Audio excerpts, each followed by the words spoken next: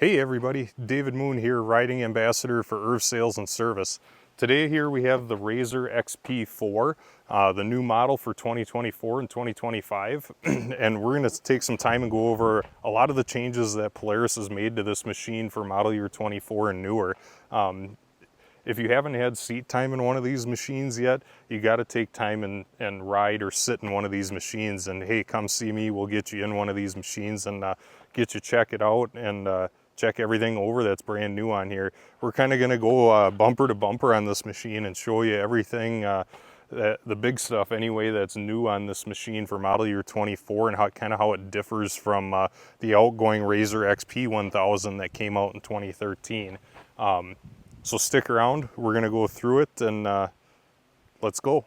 So one other thing you'll notice right away on the front of all the new machines, and this is standard across the board from Sport all the way up to the Ultimate models, is this new bumper, color-coded to kind of match the machine a little bit. But what's really cool with this, obviously it's kind of a dual-purpose bumper, but obviously real good protection for your grill and everything, radiator and everything that's behind there. But obviously the other cool thing that's on here that you may not know about are these welded D-rings. Those actually are something that's really cool. They're integrated and they're meant as a tie down point. So instead of having to try and dig around underneath when the machine's all caked full of mud trying to find a spot to hook your ratchet strap when you're gonna go home for the day and trailer it, real easy, pretty clean to get to these up here. Hook your strap, one on both sides. Real easy to get to and use, which is one of the things that I really like about Polaris and how they listen to their customers and try and give you little easy convenient things like this that make a world of difference at the end of the day. Other cool thing you'll see down here that's new is the recovery point. So whether it's you pulling your buddy out or your buddy pulling you out if you get stuck, just a nice spot that's tied right into the frame that gives you a good spot to hook on that you know is a secure point to pull from.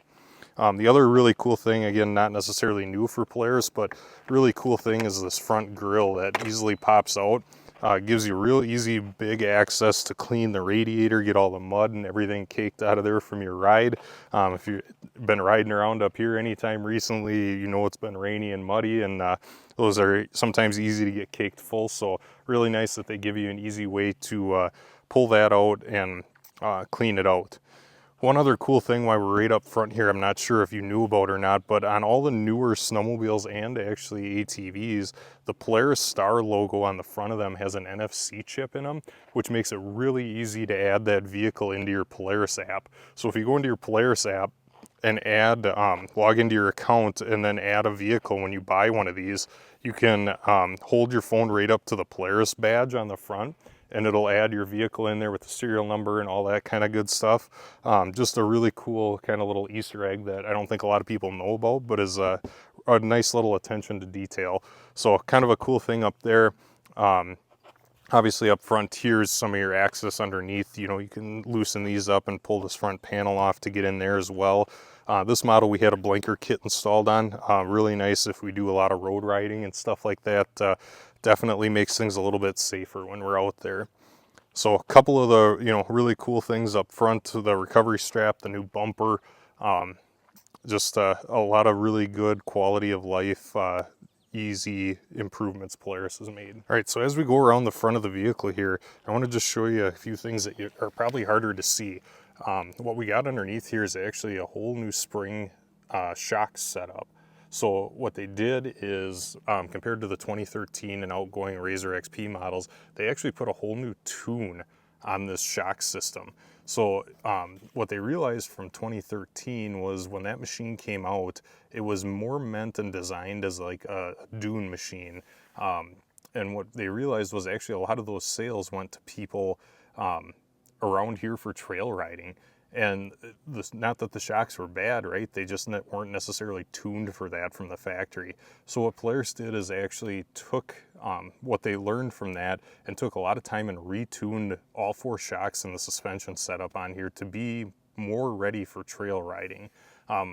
So really cool. Still a 2-inch shock up front here, 2.5 inch in the back, and then still a dual rate spring up here where you have your main spring here and then your tender spring up on top. And in the back, when we get back there, I'll show you, there's actually a 3 3-spring setup back there, which is really cool. One thing I don't know how well I'm going to be able to show you on camera, but the front 4-wheel drive up here, one thing that they learned again with the outgoing model was that the way that those were mounted to the machines were actually bolted from the bottom directly to the frame of the machine, which again is really good, except what you noticed a lot with that is a lot of vibration, a little, some clunking noises, stuff like that. So in an effort to try and improve that, they actually changed how that front diff mounts to the machine and put some rubber isolators on there to try and keep that noise, vibration, harshness out of the machine. That's one thing you'll hear me say a lot is NVH, or noise, vibration, and harshness. That's one thing Polaris refers to a lot when they talk about their machines, and a lot of what they focus on each year is they try and fine tune and improve their machines. One other thing that's down here that's kind of hard to see, but it's this bottom skid plate. What they did is they wrapped that skid plate all the way around up to the top here, or up, a couple inches around the bottom, just to try and again give you better protection. And the other thing you'll notice is it actually comes all the way out to the side here. So again, just trying to protect the machine and protect the rider a little bit more from stuff that may be underneath the machine. As we move around to the side of the RzR here, you'll notice a lot of really cool things in here. First one, we're going to start from the top and kind of work our way down here a little bit, but you'll notice the roll cage looks a little different from the 2013 and newer models. What they did here is actually a lot of cool, again, little things that they like to add, enhancements and stuff like that. So roll cage, you'll notice extra support bar here, again, to kind of make things stiffer, make it a little stronger. The other cool thing you'll notice up front here is on the 2013 and newer models, up until 2024, they had a kind of the joint for the roll cage where it came up from the bottom and where the roll cage met, where they had bolts there, and that's where it tied together. And Polaris learned that a lot of people like to take their cages off and color them, powder coat them, whatever the case might be. But when you did that, what you'd have is a piece of the frame that would come up from the bottom that would still be black, and then it would meet your colored cage that you had, and it didn't look very good. So what they did is they actually hid that joint now underneath the plastics. Again, just kind of one of those little convenience, cool features that Polaris listened to us and learned from it and made a little improvement there. The other big thing you'll notice on the sides here actually is kind of a full coverage door. On the previous RzR models, they had I think they called it a quarter door, and now it gives you the whole bottom part. Really nice, especially when the wheels stick out a little bit wider than machine to kind of keep some dirt and mud and stuff out from inside the cab on you. Again, here you'll notice, kind of like we had talked before, right on the bottom, this skid plate is still kind of wrapping around and up a little bit to give us a little bit more protection.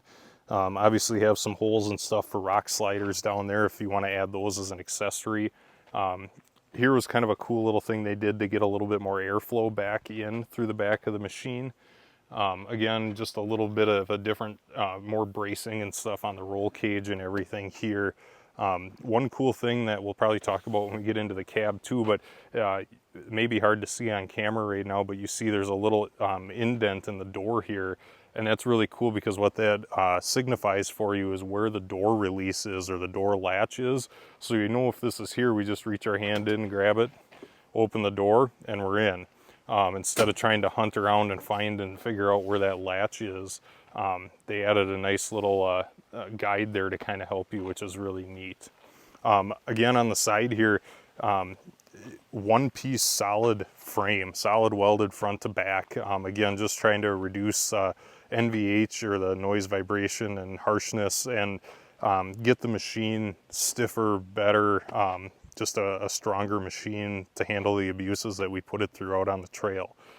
So kudos to Polaris for taking the time and effort to do that.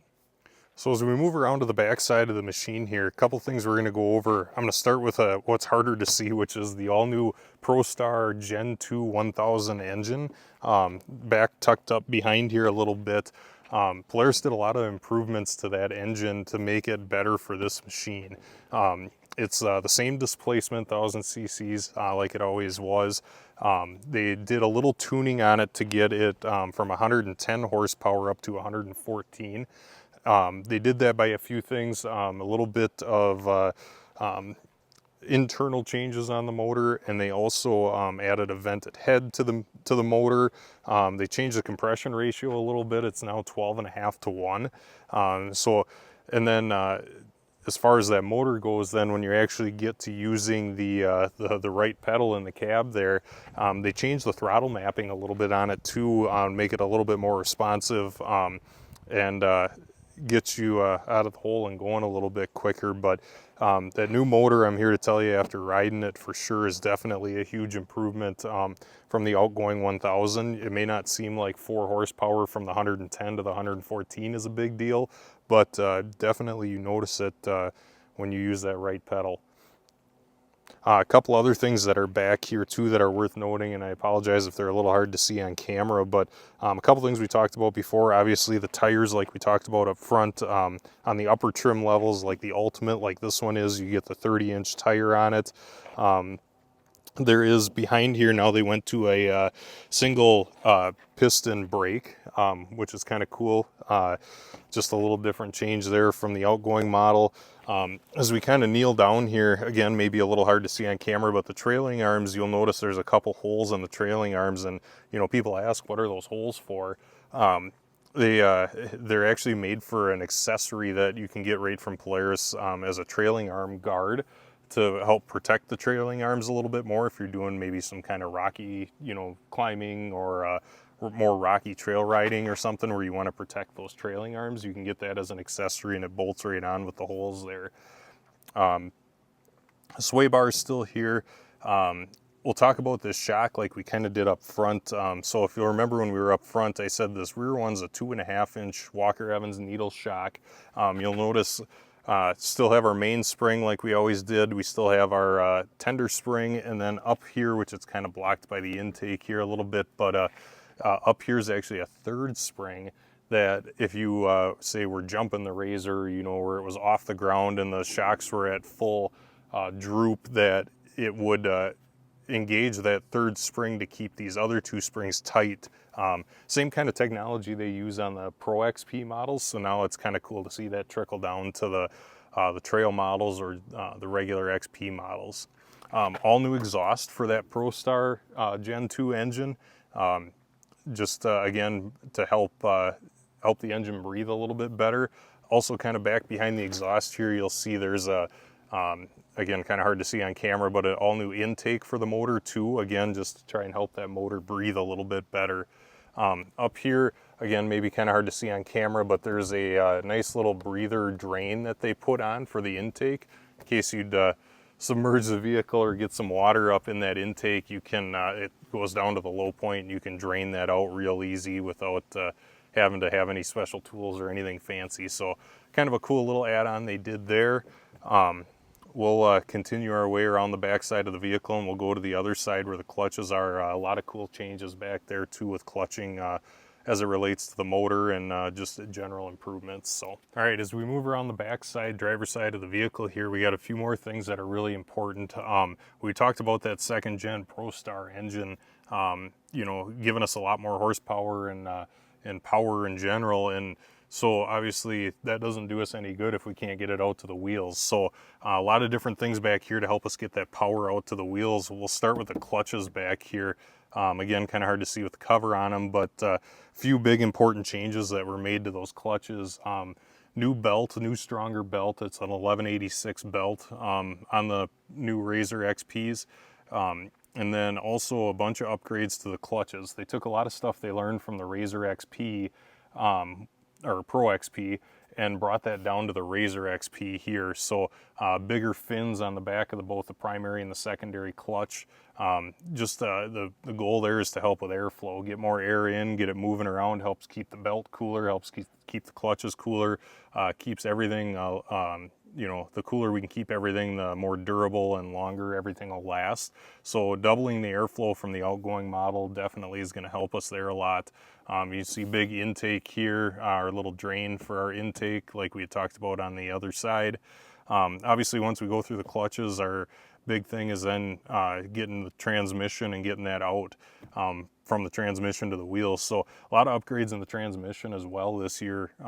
is a lot of internal bearings were updated, different gearing, actually a low gear, low gear, if that makes sense. The goal there is obviously if you're doing technical riding like rocks or stuff like that, that lower gear will, you know, help make the machine a little bit more drivable and a little more smooth when you're operating in real technical terrain like that. So new low gear there. You used to be able to say that the old one was a trail friendly low gear on the outgoing model. Usually we're good to, you know, mid to upper 30s, maybe low 40s with that mile per hour. But now with this new one, because of the gearing, it's more of, like I say, a technical low gear where you're probably not going to want to do much above the, you know, the teens or 20 with it. And that'll be about all you'll get out of it. So little change there. The reverse is now a geared reverse in there. Again, just helping durability and stuff like that. Like I said, the bearings in there definitely help. Going from the transmission out, definitely a couple big improvements there. Upgraded prop shafts, half shafts, stronger. Actually on the shafts going out to the wheels from the transmission there, they added a couple more splines on there. Again, just a little more durability and everything. So definitely a big upgrade there. Like I said, single piston brakes in the back here, just like we had talked about on the other side. So again, like we talked about the springs and everything back here too. You know, same thing we talked about before, the 2.5 inch, our big one. Maybe a little easier to see that third spring I was talking about before back there. When the suspension's at full droop, it kind of takes up some of that slack that you might get in some of the other springs. So a little easier to see there. Again, our trailing arms down here with the new accessory holes in them and everything. So definitely a lot of really cool upgrades and improvements here. All right, so let's talk about now the interior and a lot of the upgrades that got made on the inside of this machine. A couple things I just wanted to mention before we jump in the cab here. The second row seating and stuff on this 4-seat model. So what Polaris did to try and make this a little bit more comfortable for both the driver and the passengers in the back. May not show up the greatest on camera, but when you're standing next to the machine checking it out, you can definitely notice. The rear seats are actually up an inch, and they lowered the driver and passenger seats an inch to give that back people riding there, try to give them some better sight lines so they don't look necessarily right at the back of the helmet or the head of the person in front of them. So really cool stuff there. Again, if we notice, we have the door latch indicators, half doors open up, really cool stuff there. So let's hop into the cab here and show you some of the cool changes they made. So if we jump in or start looking at it right here, actually, you'll notice a few different things here. So we have the new 4-point harnesses that are in here, the RzR Sub-Zero ones. These are not adjustable ones, not retractable ones, but still adjustable. They got a lot of new webbing on here to try and make it a little easier to clean, but also work a little bit easier when they're full of mud. So a lot of cool new things with the harnesses. Obviously, as you can see, redesigned seats. These things don't maybe look a ton different than the outgoing model, but I'm here to tell you after some seat time in them, they are definitely comfortable and definitely would not have a trouble riding in them all day long. Especially with the new harnesses, you're locked in. The bolstering kind of makes you lock in and sit in position. So really comfortable seats there. The driver and passenger ones are also adjustable front to back, so you can get that riding just right for whoever's driving or riding in the front seats. Again, on the Ultimate model here, we got Ride Command, which we'll go over in a second, Rockford Fosgate stereo system, which that thing will pump the tunes. It's a stage 3 system in the Ultimate models. So really cool, definitely have some really good tunes pumping in there. Couple cool things right up front here. Each driver and passenger has a magnetic storage compartment. So you can see on, like I said, again, this model, if we hop in here, we got the Ride Command screen right in the middle for us. If you don't have an Ultimate model, say you have a Sport version, it will still have the gauge and it'll still be centered over here. It's not in front of the steering wheel like it was.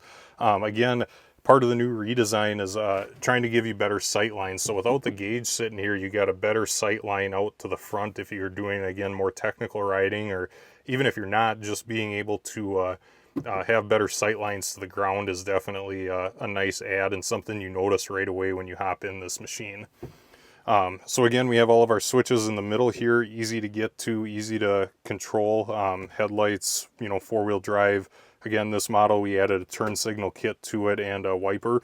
So you got that, but we still got spots here for 3 more knockouts, or 3 knockout spots for more accessories if we wanted to add them. We got our 12 volt here if we wanted to add an accessory that was 12 volt. Down here below the key is our battery tender port. So if we pop this open, we can plug in a battery tender and keep the battery charged up. Nice little cell phone or glove holder spot here. Again, both driver and passenger have the magnetic things that actually, another little attention to detail Polaris did was really nice, is if you have a windshield in it like we do with this model, we have the, they will lock open either 3/4, or if we didn't have a windshield, they would go basically 90 degrees and lock open for us. So really cool there. We still got our glove box below here. You know, we can still store some stuff in there. I like to call it the chicken bar, but the passenger grab bar. Definitely got that there. Infinitely adjustable now, which is really cool, so we can flip the latch, get it wherever we want. Another little Easter egg thing that Polaris did that I think is just awesome and shows you their attention to detail is if we look at the end of that, you'll notice it looks like a socket.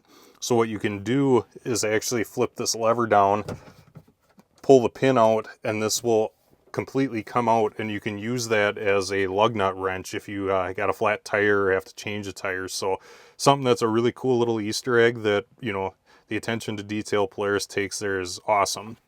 As we move kind of down by the shifter here a little bit too, little redesign on the shifter handle, nothing major. But we do also have down here two more knockouts if we had other accessories we wanted to put down here. A couple drink holders right in the front there. Maybe a little hard to see here, so I'll try and do my best, but you'll notice on the floor we got a bunch of different designs here, and this is the goal of this is actually to give you better all-day riding comfort when you're driving or even with a passenger for your feet. So if I shut the door here, you'll notice now, you know, obviously when you're driving with your foot, it gives you these little grippies so that you don't have to, you know, try and, if you're wet in here, have your feet slide around. But the nice thing over on the side here is you got a spot for your foot, you know, you got another spot here. There's a bunch of different spots you can put your foot, and it's comfortable to ride all day. One thing they did with the door here, again, with the latches and kind of the built-in door handle to shut it so you don't have to get your hand dirty if the, you know, the side's all full of mud here. But they made all this really nice and smooth. So if we're riding and I got my knee up against there, like I was just telling you, there's no sharp plastics there or anything that are gonna, you know, hit my knee or, you know, cause me pain there. The other cool thing that I'll show you down here is you'll notice back in the back here, we got a drain hole. So this is new. We don't have the quarter turns in the floor anymore like we used to have. We got the drain holes back there. And what's really cool, again, a nice little attention to detail, is those holes don't directly go out to the ground. Like if you can see that, I can't see light. The reason they did that is they actually offset the holes in the skid plate below us so that we don't get like dust or as much dust and mud and water coming in there. So a nice little attention to detail there. Again, if you're not familiar, if we fire up the ride command screen here in the middle, a lot of cool things in here. The first one especially being we got a backup camera, especially having a 4-seat unit like this is. Being able to back up is really sometimes difficult, even with the mirrors that we have on here. So having the backup camera on here is definitely a nice add and attention to detail. So all we got to do for that is shift it into reverse, and you see we got the reverse cam back here so we can see what's directly behind the unit. So really cool there. Shift it back into park. We obviously have all of our gauges. Our ride command map shows us where we are. We'll have another video coming up with more in-depth stuff on how to use the map and some of the other ride command features, but can definitely hook up our cell phones there.